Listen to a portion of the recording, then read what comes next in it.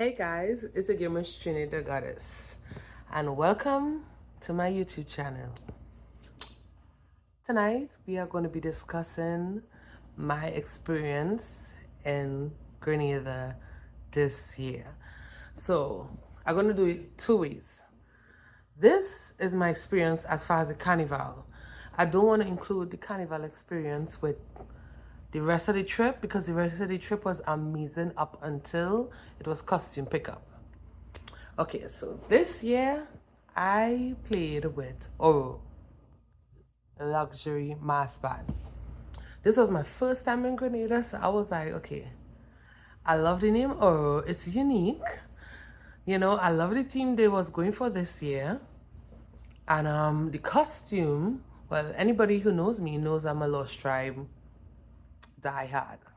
So I love the themed that my costume represented, and I love that my costume wasn't the feathery, the thong and bottom, the cheeky. It wasn't none of that. It was just art. So that's why I chose this particular section called Verona.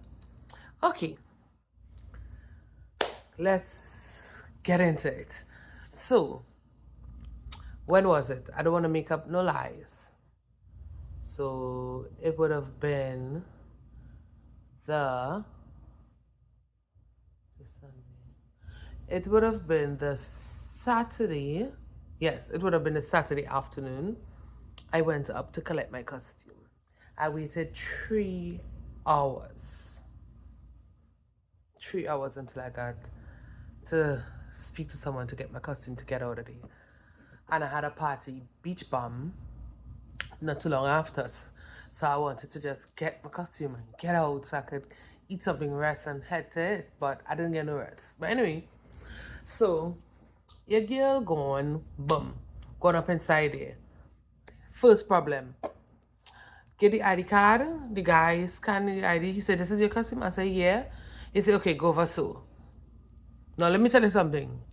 I have footages of what Oversew was. Oversew was madness. So as you walk into that lobby of that hotel, the Radisson Hotel, it was pure chaos. It looked like one of those fish markets in India, where it's like all over the place. No disrespect, I love my Indian people, but I'm just saying, like, it's just a description as to how chaotic it was. Okay, so they was like, go for so. I was like, okay, well, what is go for so? Because I don't know where exactly I'm going. I'm new to this. Where is over so? He was like, you could either have a seat or you could stand around at the table and see if you see someone. And he'd do like this, see if you see someone. Okay, cool. So I went around the table because I was like, okay, that makes sense, right? That's where the costume's coming off from. Boom. I talked to 3 different people. The first guy I talked to said he couldn't find my costume. Second lady I talked to, she was looking for it. And she was like, the people for my costume hasn't come as yet. And then the third guy I talked to, he was the nicest one. I wrote down his name, Javel or something like that. But he was real nice. He went above and beyond to find the costume, right? But upon waiting for him to bring out all the parts of my costume, I was peeping another person in my section, Verona, that had the same cape and stuff like that. So I was watching it and I was like, something's missing. So I'll say this, I'm Pisces. I have a photographic memory as well. So you see when something sticks in my heart and my soul and I love it, I will study every detail of such costume, right? So I studied Verona to the T and I knew something was missing from my costume. So upon waiting the guy to bring out my costume, I was watching the girl on and I was like, isn't something missing from that? Because I was like, that's supposed to have like something to push in it. So when you extend the cape, it's going to go full out, right? One of the workers there, they was like, no, nothing's missing. You just need the 2 strings in them and you're going to use the strings tied on to raise it. I was like, no, something is missing, right? And they kept trying to tell me, no, nothing is missing. Okay. Upon going back to my rental now, I had to get ready for beach bum. So I just put on the cape just to check it out. And immediately after I put on the cape, I started to cry. Yes. I started crying because I knew something was missing, as I was saying initially.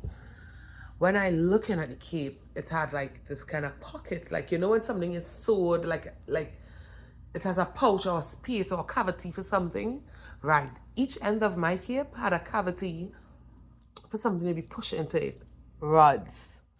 So I immediately sent Oro a video and I was like, hey, this is what's happening. My costume is missing 2 rods because it has the pouch, it has the cavity for it, but no rods came. They was like, can you come back down? I was like, I just came from there and I have a party to get ready too. No, this party was drinks inclusive, so I wasn't going to miss out on a party that I paid money for to go back down there in that chaos, right? So after the party, now I messaged him like 2 something in the morning. I was like, hey, I'm not doing the Monday mass.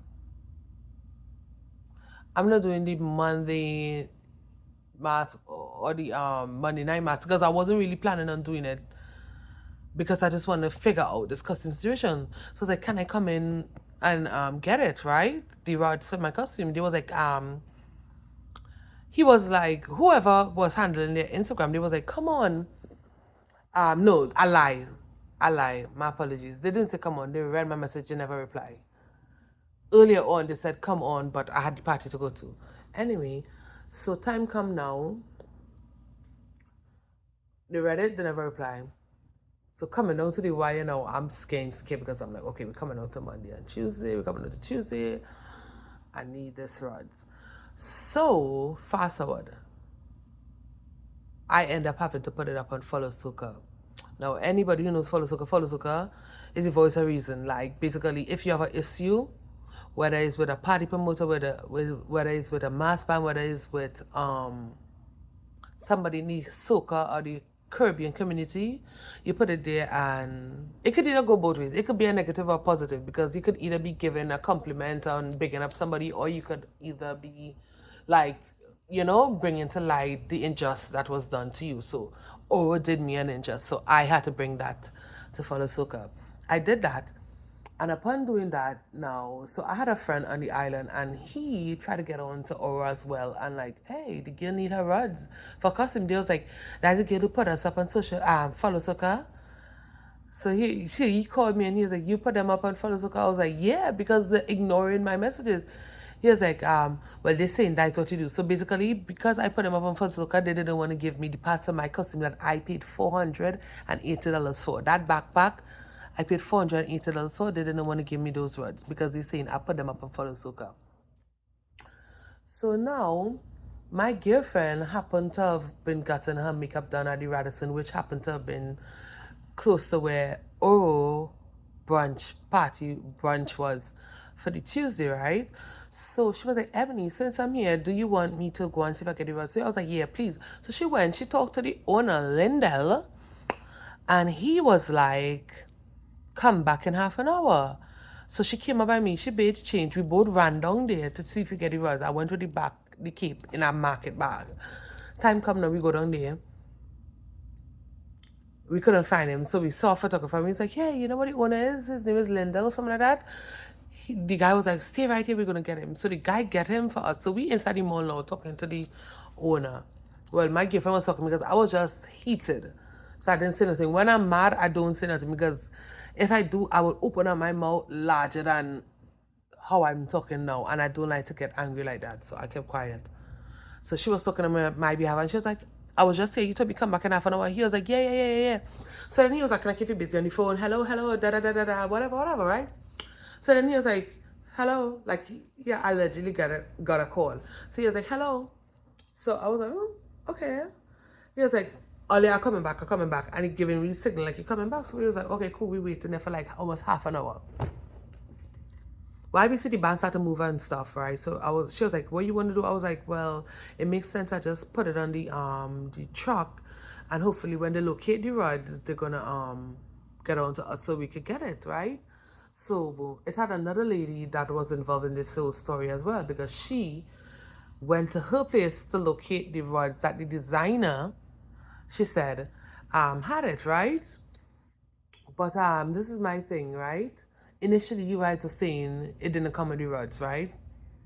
But me, who been play, and I'm familiar with the designer and his work, and he is very good. He's a damn good designer.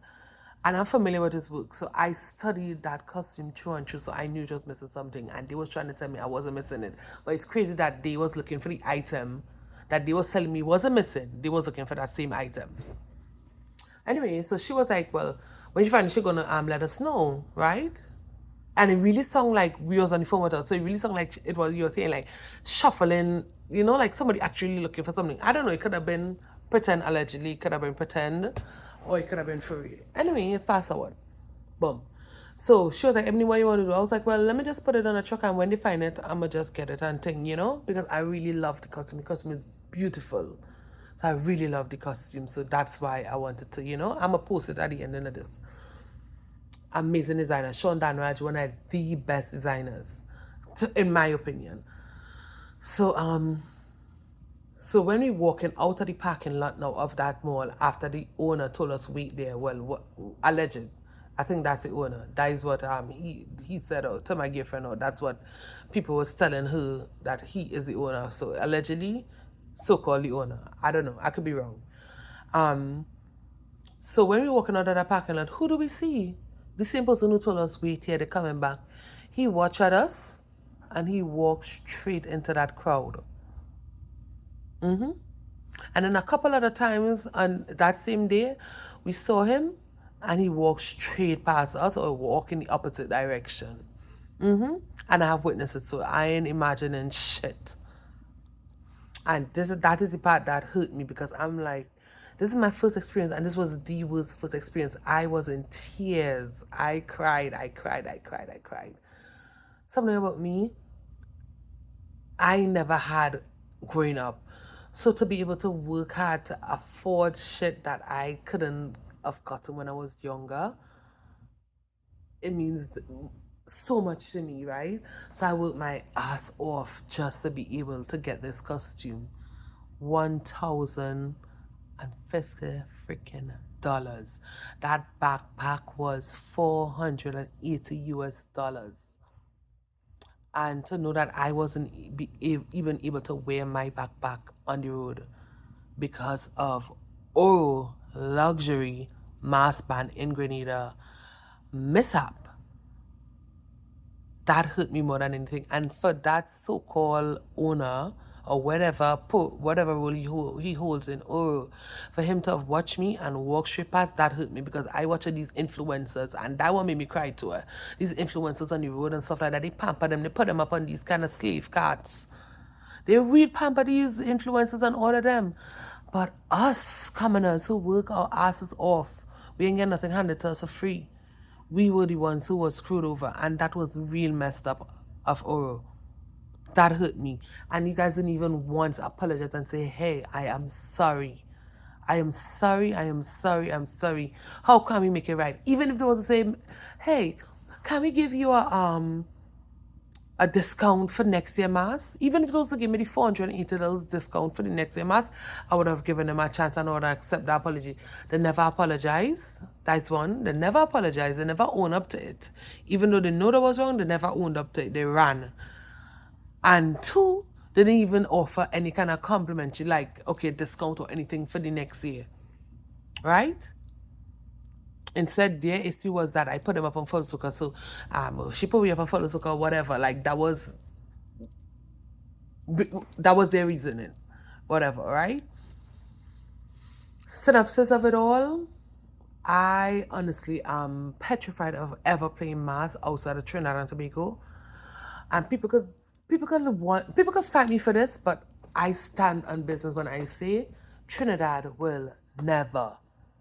I have never experienced anything that I experienced in Grenada Carnival in Trinidad and Tobago. Will I go Grenada again? Hell yes. I love the people. I love the island. I love the food. I love the energy, the atmosphere. I love everything about it. But as far as mass, I will never play mass in Grenada again. I absolutely loved the jab. Jab was hilarious. It was funny, even though I felt like I didn't want the music trucks. I wanted to hear the steel pan, not the steel pan, the natural instruments on them. I wanted to hear that instead of the the jab, not the jab, the music and the trucks and them. I wanted to hear more natural, that kind of, the steel and the hitting and. I didn't get that part. So maybe I got there late or whatever. But other than that, like, I will never play mass in Grenada again. Oro turned me off completely from playing mass. This was my first year stepping out of Trinidad Carnival to say, let me try another island. Because I always like, oh, Trinidad Carnival, Trinidad Carnival, right? I always big up my country. And I was like, you know what, Ebony, how could you say Trinidad Carnival is the best if you don't try other islands? So that was my intention, to just try other islands, to give other islands a try. I tried another island and look what I got. Never again with me playing mass in Grenada. Will I be back? I'm going back next year. Hell yeah, I'm going back. But I never want to play mass again. Oh, put a bitter taste in my mouth when it comes to playing mass in Grenada. Would I try other islands? Yes, I definitely will. So that's my synopsis of it all. I have a vlog coming out with all the trips to the waterfall and the parties and all of that. All of that is coming in the next one. But I just had to vent and get this off of my chest, because what they did to me, I wish I knew one, and I was not the only one that happened to. I met up with other bandmates in my section. They asked me why I put my kit, because they want to put theirs, because they're tired of this shit. This was their first year, and look what they have to go through. They paid $480 like me, and never answered them as well. So I wasn't the only one. So what I will say is, if you want to play mass in Grenada, think twice. Play with a smaller band. Don't run to these big bands, because these big bands didn't have it all. And on the road, what ended up making me leave early, besides the owner kept ducking us, the alleged owner kept ducking us, what made me leave early as well too, they ran out of water and ice. I was drinking my spit. And we had hot rum, hot chaser. But yet we paid for a luxurious band. Don't give yourself that name if you're not going to back it up. Poor customer service, pour everything down the line. Never again.